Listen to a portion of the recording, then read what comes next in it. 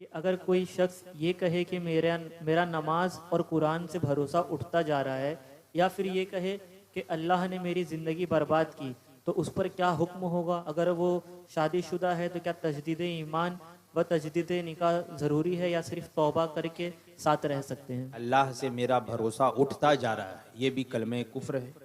माज़अल्लाह ये कहना कि अल्लाह ने मेरी ज़िंदगी बर्बाद कर दी है, ये भी कलमे कुफ्र है। इसलिए कि ये जुमले जो हैं ये किसी जालिम के लिए किए जाते हैं, जो जुल्म करने वाला हो, किसी ऐबी के लिए किए जाते हैं। अल्लाह तबारक व तआला तो अहकमुल हाकिमीन है। हम जब कलमा पढ़ते हैं तो ये कहते हैं आमनतु बिल्लाहि व मलाइकतिही व रुसुलिही, मैं ईमान लाया अल्लाह पर, उसके फरिश्तों पर, उसके रसूलों पर, व कुतुबिही व रुसुलिही, उसकी किताबों पर, उसके रसूलों पर, क़यामत के दिन पर, वल क़दरी खैरिही व शर्रिही, और तकदीर के अच्छे बुरे होने पर मिनल्लाहि ताला, अल्लाह की जानिब से।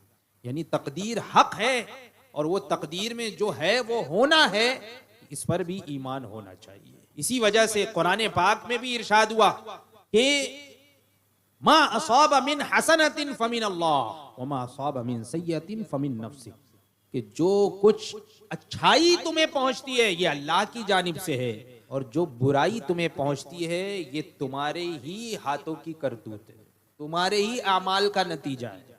इस वजह से तुम्हें बुराई पहुंची है, तुमने कुछ गलत काम किया होगा, इसीलिए ये बुराई पहुंची है।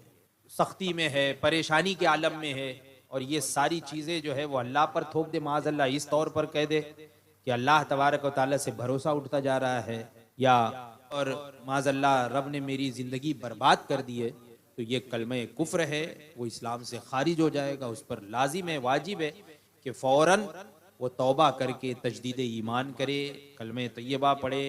और अगर बीवी वाला है तो उसकी बीवी भी निकाह से निकल गई, अब उस पर लाजिम है कि वो कलमा पढ़ने के बाद फिर दोबारा नए महर के साथ निकाह करे, और निकाह में अगर उसकी बीवी राज़ी हुई तभी निकाह होगा, और अगर वो राज़ी नहीं तो फिर निकाह भी दुरुस्त नहीं।